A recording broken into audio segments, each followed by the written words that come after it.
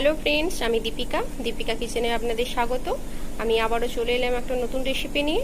আজ আমি আপনাদের চিড়ের পোলাও বানিয়ে দেখাবো। এটা সকালে বা বিকেলে যে কোনো সময় জল খাবারে বানিয়ে নিতে পারেন, খুবই খেতে ভালো লাগে। এবার চলুন আমি কিভাবে বানাচ্ছি দেখে নিই। আশা করি আপনারা সবাই ভালো আছেন। চলুন তাহলে শুরু করি।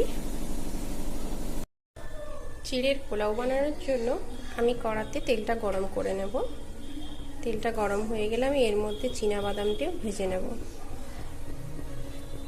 তেলটা গরম হয়ে গেছে, আমি চীনাবাদামগুলো ভেজে নেব। আমি চিড়ার পোলাওতে চীনাবাদাম দিচ্ছি, আপনারা কাজু বাদামও দিতে পারেন।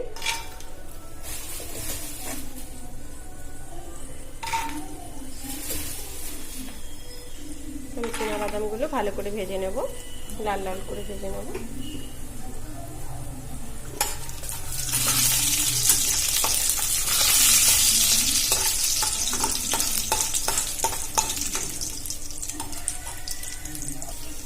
বাদামগুলো ভাজা হয়ে এসেছে, আমি এবার একটু তুলে নেব।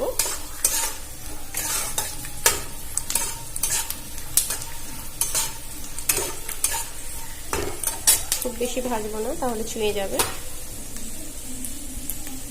আমি এগুলো একটা পাত্রে তুলে নেব।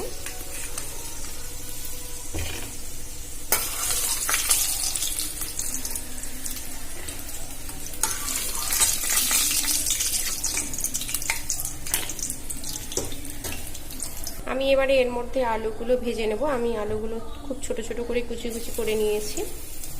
এই যে দেখুন, এইভাবে ভাজার মতো করে, আলু ভাজা যেভাবে করি আমরা সেরকম করে কুচো কুচো করে নিয়েছি।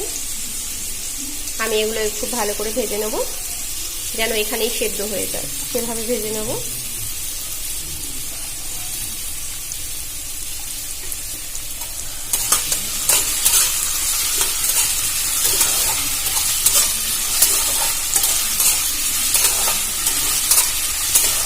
এই সময় এর মধ্যে অল্প একটু নুন দেব।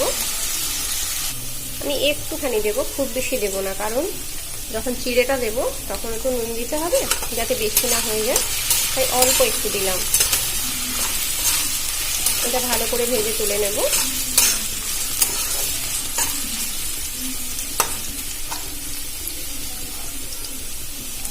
দেখুন আলুগুলো আমার সেদ্ধ হয়ে এসেছে।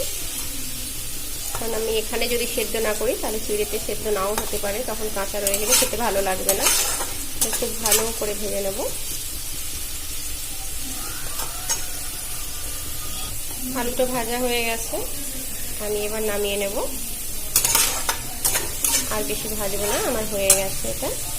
আমি এবার তুলে নেব।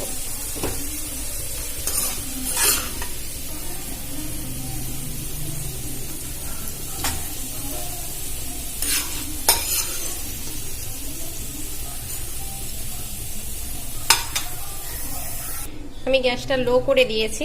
এবার ফোড়নের জন্য এর মধ্যে দিয়ে দেব একটু গোটা জিরে আর দুটো তেজপাতা, আর দিয়ে দেব গরম মশলা। গরম মশলাটা আমি এখন দেব না, আগে আমি পেঁয়াজ কুচিয়ে রেখেছি, পেঁয়াজটা ভেজে নিই। দিয়ে দিলাম পেঁয়াজটা ভালো করে ভেজে নেব, কারণ আগে থেকে দিলে এটা পুড়ে যাবে, তাই আমি আগে থেকে দিলাম না। পেঁয়াজটা একটু ভাজা ভাজা হয়ে গেলে আমি গরম মশলাটা দিয়ে দেবো। এটা ভাজা হতে হতে দেখিয়ে দিই, আমি এই যে চিড়ে নিয়েছি, আপনাদের যেমন বানাবেন সেম পরিমাণ নেবেন, তবে যখন রান্না করবে ঠিক তখনই ধুবেন, কারণ আগে থেকে ধুলে এটা বেশি ঘেঁটে যেতে পারে।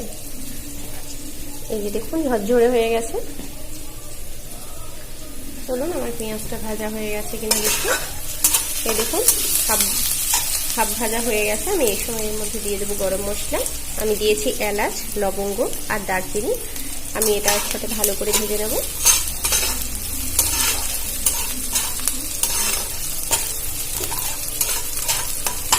এবার এর মধ্যে দিয়ে দেবো কাঁচা লঙ্কা। আমি কুচিয়ে রেখেছিলাম ছোট ছোট করে। আপনারা ঝালটা দেখে দেবেন, আপনাদের যেমন লাগবে সেই মতো দেবেন। আমি আবারও ভালো করে ভেজে নেব। দেখুন এটা ভাজা হয়ে এসেছে। আমি আবার এর মধ্যে ধুয়ে রাখা চিড়েটা দিয়ে দেব। এটা রান্না করতে খুব বেশি সময় লাগে না, এই টিফিনটা আপনার সকালেও বানাতে পারেন, বিকেলেও বানাতে পারেন, যে কোনো টাইম খেতে ভালো লাগে। আমি এটা এইভাবে নাড়াচাড়া করে নেব ভালো করে।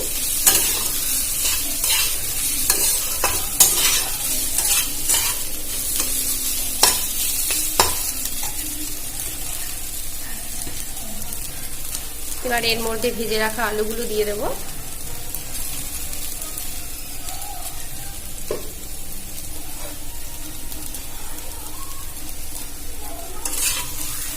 আমি এগুলো ভালো করে এর সাথে মিক্স করে নেব।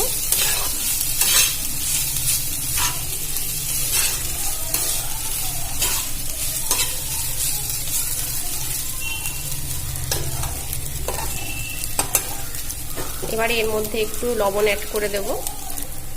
আমি এর মধ্যে অল্প একটু নুন অ্যাড করে দেব, খুব বেশি দেব না। আর দিয়ে দেব চিনি। আপনারা মিষ্টিটা যেরকম খাবেন সে মতো দেবেন। আমি এর মধ্যে একটু চিনি অ্যাড করে দিলাম। মিষ্টি মিষ্টি ঝাল ঝাল হলে খুব ভালো লাগে খেতে। দিয়ে দিলাম চিনি। এবার এটা ভালো করে নাড়াচাড়া করে নেব।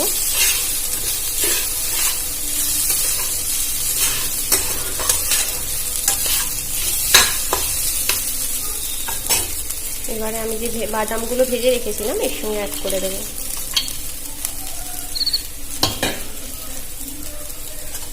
ভালো করে নাড়াচাড়া করে নিয়ে এটা আমি রেস্টে 5 মিনিটের জন্য রেখে দেবো, মানে দমটা কমিয়ে রেখে দেবো ঢাকা দিয়ে কিছুক্ষণ। 5 মিনিট না, 2 মিনিট মতো রাখলেই হবে, তাতে একটা সুন্দর ফ্লেভার আসে। আমি এটা ঢাকনা দিয়ে কিছুক্ষণ রেখে দেব। দমটা কমিয়ে দিয়েছি। আমি দেখে নেব ঢাকনাটা খুলে এটা হয়েছে কিনা। তবে এটা বানাতে খুব বেশি সময় লাগে না, সমস্ত কিছু রেডি করে নিয়ে বসলে খুব তাড়াতাড়ি হয়ে যায়, এটা চটজলদি হয়ে যায়। দেখুন হয়ে গেছে, খুব সুন্দর একটা ফ্লেভার এসছে।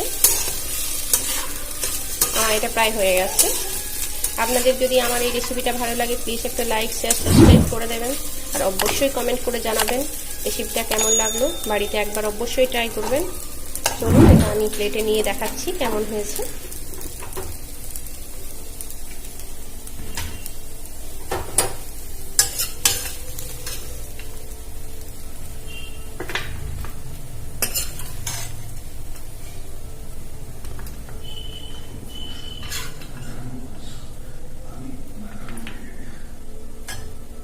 এই যে দেখুন আমার রেডি হয়ে গেছে চিড়ের পোলাও।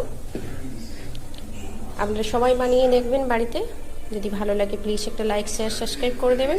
আশা করি সবাই ভালো থাকবেন। নমস্কার।